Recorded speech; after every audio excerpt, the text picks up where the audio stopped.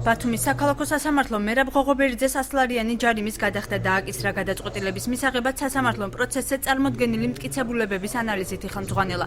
გარდა მოწმეების დაკითხვისას ხდომაზე აჭარის ტელევიზიის მიერ გადაღებული ვიდეო მასალაც გაშიფრეს, რომლითაც მხარეებმა მერაბ ღოღობერიძის ბრალეულობაზე იმსჯელეს. გადაწყვეტილება მოსამართლე ჯუმბერ ბეჟანიძემ მიიღო.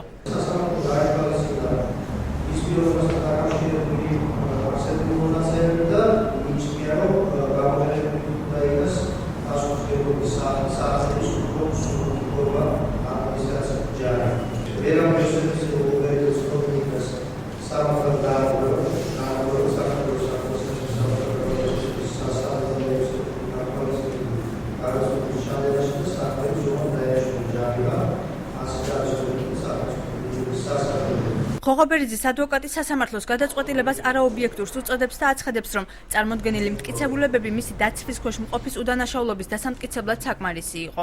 სასამართლომ ჩვენ და სამწუხაროდ და გასაკვირად არ გაეძიარა ჩვენს მიერ წარმოდგენილი მტკიცებულება და მიიღო სრულიად უსამართლო, უსაფუძვლო გადაწყვეტილება პოლიციის წარმომადგენელმა. ვერ წარმოადგინა დამაჯერებელი მტკიცებულება, რომლითაც შეიძლებოდა მერაბ ღოღობერიძის ბრალეულობა დადასტურებული იყო. ჩვენს მიერ იქნა წარმოდგენილი როგორც მოწმე მტკიცებულების სახით, ასევე ერთ-ერთი ტელევიზიიდან ამოღებული ვიდეო კადრი, სადაც კარგად ჩანს, რომ მერაბ ღოღობერიძეც არ აქვს ჩადენილი არავითარი სამართალდარღვევითი პროცესი. სასამართლოს გადაწყვეტილებას საფუძვლად პატრულის თანამშრომელთა მხრიდან წარდგენილი განცხადება უდევს.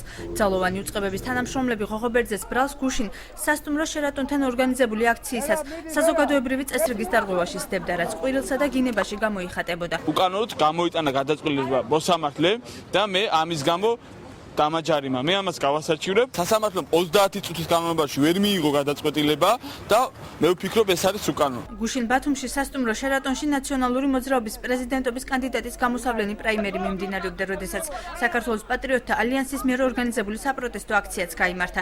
გუშინდელ აქციაზე საზოგადოებრივი წესრიგის დარღვევის ბრალდებით ბათუმის საქალაქო სასამართლომ 100 ლარიანი ჯარიმა ყოფილ პოლიტპატიმარს მერაბ გორგაძესაც დააკისრა. აქციის მონაწილეები კოჰაბიტაციის შეწყვეტასა და სამართლიანობის აღდგენას მოითხოვდნენ.